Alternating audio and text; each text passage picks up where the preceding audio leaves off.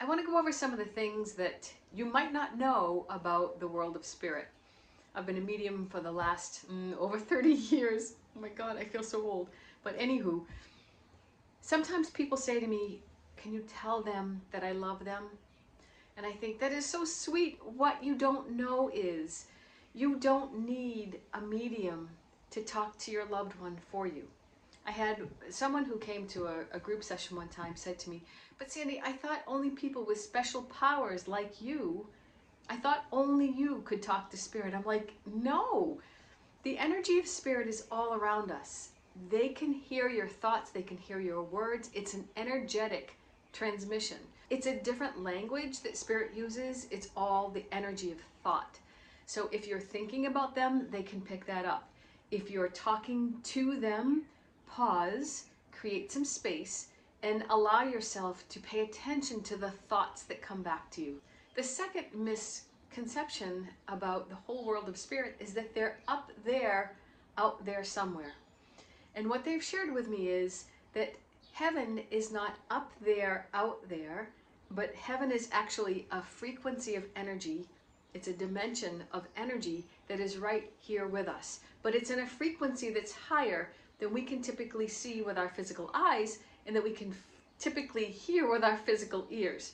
So think about if you were to blow a dog whistle, we wouldn't be able to hear it, but a dog's hearing could pick it up because their hearing is attuned to that frequency of energy. So spirit is around us. They're communicating telepathically to us. We have to be the ones that meet them halfway, which means get quiet, open your heart, open your mind, pay attention, and listen. When I hearing is my strongest way of receiving spirit. When I hear spirit, I'm not hearing, hey Sandy, I'm over here. I don't hear that. It's not an audible external voice. It's more spirit thought that I hear. So I'm hearing the thought patterns, and I've learned how to pay attention and listen for thoughts. It's like they're on a different radio frequency. It's like the radio that you have in your car or at home. Every single radio station has a different frequency. So if you tune in to 96.9, well, here in this area, you'll hear whatever they play on 96.9. I actually don't know. But if you tune into the country station, you're not going to hear AM talk radio. So spirit's on a higher frequency, but you can learn how to tune in and listen for their thoughts. Then the next thing that I hear is, but Sandy, I think I'm just making it up. Get over yourself. You're not. Sometimes people will say, but I think that what I'm hearing is just what I want to hear. What would make you think that spirit doesn't want you to know that? Part of learning how to connect with spirit is learning how to trust yourself and learning how to trust the process. I remember when I first started out many years ago, I would be terrified driving to a client session or to a spirit house party, praying, please, please, please come through. Because I was just, back then I was just so afraid that it wouldn't happen. And so I would make sure I brought my angel cards and passed out angel cards just in case nobody came through. And spirit never let me down.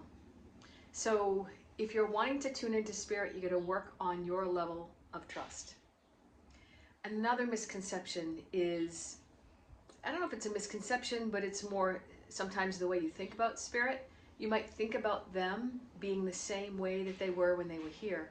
And that can be really problematic when you had a loved one that passed that was suffering or that was ill or that had dementia or Alzheimer's or mental illness. When someone passes into spirit, it's as if they unzip from this physical and emotional heavy suit and they emerge as pure positive energy. A woman that I had in one of my groups one time, her husband was in spirit and he was coming through for her, and I think he had passed 7 or 8 years prior, and he said, please tell her I'm okay. And so I relayed that message along with other messages for her.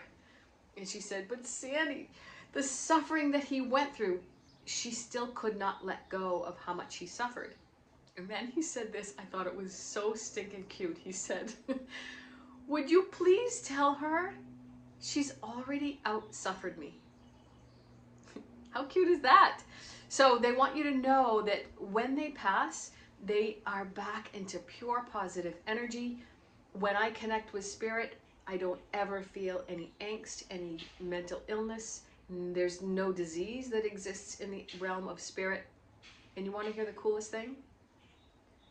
No matter what you have going on in your life, whether it's worry, anxiety, if you have a physical illness, if you have mental illness, your spirit is pure positive energy.